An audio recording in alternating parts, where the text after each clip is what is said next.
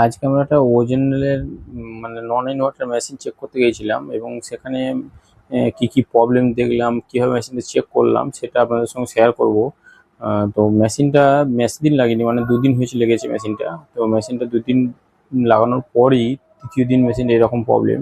তো অনেকজন ভাবেন যে দামি এসি, মিক্সি এসি, ওজেনারেল এগুলো একটু দাম বেশি হয়, সেক্ষেত্রেও কি এইসব মেশিনের মধ্যে প্রবলেম হতে পারে? তো কি সেটা কি ধরনের প্রবলেম বা প্রবলেমটা কিভাবে সলভ হলো সেটা এই ভিডিওতে আপনাদের জানাবো। তো ভিডিওর সাথে থাকবেন। তো চলুন দেখে নিই মেশিনটাতে আমরা কি প্রবলেম চেক করলাম আর কি হয়েছিল। এই সেই মেশিনটা, এটা দেখতে পাচ্ছেন, এই যে অরিজিনালের নন ইনভার্টার মেশিন, ওই জন্য সাইজটা অনেকটা বড়। এখানে স্টেবিলাইজার লাগানো আছে ভোল্টাসের, আর power supply, plug, electric line সব ঠিকঠাক আছে, কোনো অসুবিধা নেই। তো মেশিনটাতে প্রবলেম হচ্ছে, মানে কাস্টমারের বক্তব্য এখানে মেশিনটা প্রথম যেদিন দেখিয়ে দিয়ে গেছিলো অতটা ধ্যান দিইনি কাস্টমার।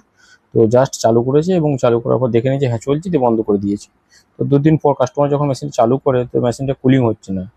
তো কাস্টমার কোনো কারণে ছাদে গিয়েছিল, তো মেশিনটা চালু হচ্ছে না, বাইরে মেশিনটা চলছে কিনা দেখতে, যে গিয়ে দেখে যে ভেতরে কোনো একটা গুঁ করে আওয়াজ হচ্ছে কিন্তু মেশিনটা চলছে না, ফ্যানটাও ঘুরছে না।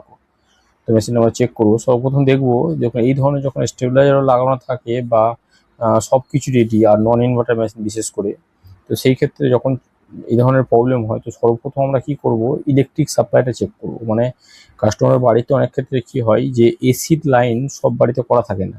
তো সব বাড়িতে যখন করা থাকে না, মানে এরকম বাইরে দিয়ে কেসিং লাইন হয়েছে, সেই ক্ষেত্রে আমরা ইলেকট্রিক লাইনটাকে ভালোভাবে চেক করবো। অনেক ক্ষেত্রে ফেজ নিউট্রাল ঠিক থাকে কিন্তু আর্থিং লাইন থেকে যায় বা আর্থিং ঠিকঠাক না থাকে না। এখানে দেখুন 228 ভোল্টেজ, মানে ভোল্টেজ পারফেক্ট আছে, কোনো অসুবিধা নাই। 220 থেকে 230 ভোল্টেজ যে কোনো মেশিনের জন্য ইনপুট ভোল্টেজ অবশ্যই দরকার। তার উপরে আবার স্টেবিলাইজার লাগানো আছে। মেশিনটি যেহেতু 3 দিন হয়েছে, মানে স্টেবিলাইজার মেশিন দুটোই নতুন, সেক্ষেত্রে স্টেবিলাইজার বা মেশিনের প্রবলেম হওয়ার কারণ নেই গো। তবু আমরা পাওয়ার সাপ্লাইটা সর্বপ্রথম চেক করব যে প্লাগ পয়েন্টে যেখানে পাওয়ার সাপ্লাই আসছে সেখানে power supply, phase, neutral, earthing সব ঠিক আছে নাকি, এবং স্টেবিলাইজার যে আউটপুট হচ্ছে সেটা ঠিক আছে নাকি।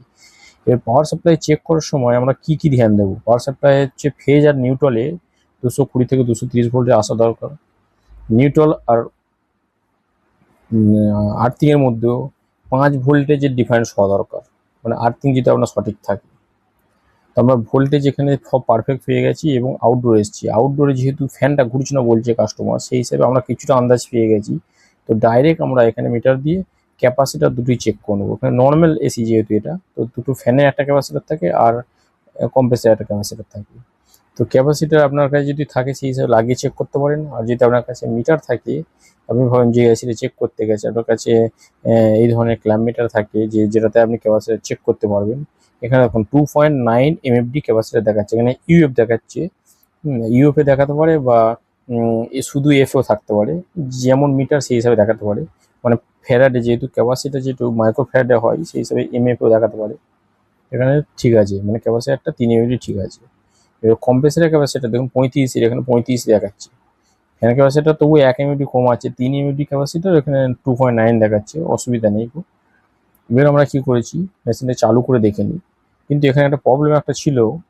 মানে কি, এখানে যে মেশিনের যে ব্লেডটা আছে এটা কোনো জায়গায় টাচ হয়নি, কিন্তু কিন্তু হাতে করে যখন আমরা ঘুরিয়ে দেখলাম এটাই, তো হালকা একটু জাম টাইপের, মানে একটু আটকে যেন কোনো রকম হচ্ছে। দুবার ঘুরিয়ে দেওয়ার পর আবার ক্লিয়ার হয়ে গেছে। তো এখন নর্মালি হাতে করে যদি আমি ঘুরিয়ে দিচ্ছি, ব্লেডটাই ইজিভাবে ঘুরছি। আমরা এখানে পাওয়ার সাপ্লাই অন করেছি, এবার মেশিনটা চালু করেছি, যেহেতু আমি সব কিছু চেক করে নিলাম তারপর চালু করলাম। কোনো সময় যখন কমপ্লেন আসবে কাস্টমারের সঙ্গে ভালো করে আমরা শুনে নেবো যে কী বলতে চাইছে কাস্টমার। যেহেতু কাস্টমার সঠিকভাবে বলতে পারবে যে মেশিনটা কি, তারপরে আপনার ধারণাটা ওর সঙ্গে যখন অ্যাড করবেন তখন ইজিভাবে আপনি প্রবলেমটা সলভ করতে পারবেন। এখানে মেশিনে দেখুন চালু হয়ে গেছে, 4.0 অ্যাম্পিয়ার নিয়ে চলছে। এটা কানেক্ট করে আমরা চলতে দেবো এবং এর কুলিংটা পারফেক্ট হচ্ছে নাকি সেটাও চেক করবো। কেন বলছি, কাস্টমারের কথা শোনার জন্য। যেহেতু কাস্টমার পারফেক্টভাবে বলতে পারবে এই মেশিনটা কী প্রবলেম হয়েছে, তারপরে আপনি যখন ওটা কাজ করবেন তো সঠিকভাবে ওর প্রবলেমটা সলভ করতে পারবেন।